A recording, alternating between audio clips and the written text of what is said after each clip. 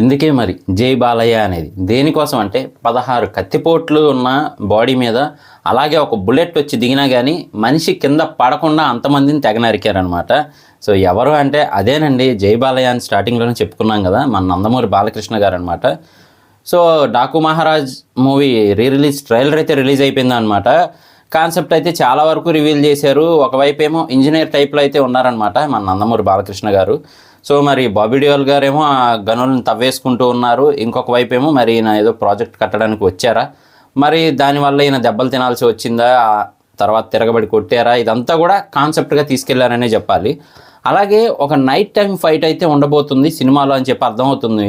అది మాత్రం interval bang అయితే మామూలుగా ఉండదు భయ్య.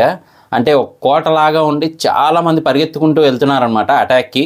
సో అక్కడ మాత్రం మాస్ ఫైట్ పడితే అదిరిపోద్ది అన్నట్టయితే ఉంది.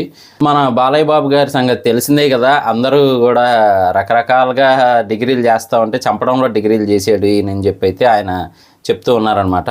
సో ఏది ఏమైనప్పటికీ కూడా సంక్రాంతికి ఒక మాస్ మసాలా మూవీ అయితే రాబోతుంది అని క్లియర్ కట్గా అర్థమవుతుంది.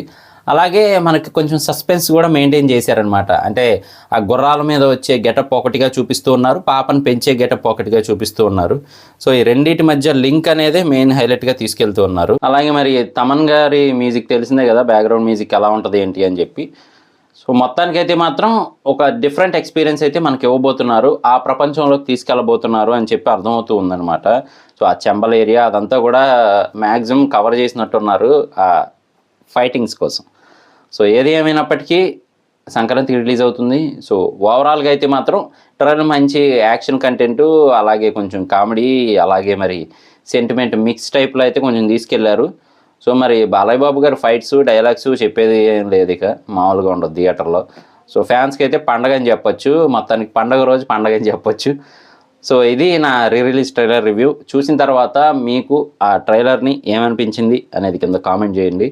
సో మళ్ళీ నెక్స్ట్ వీడియోలో కలుస్తాను. నేను మీ ప్రసాద్. Love you all.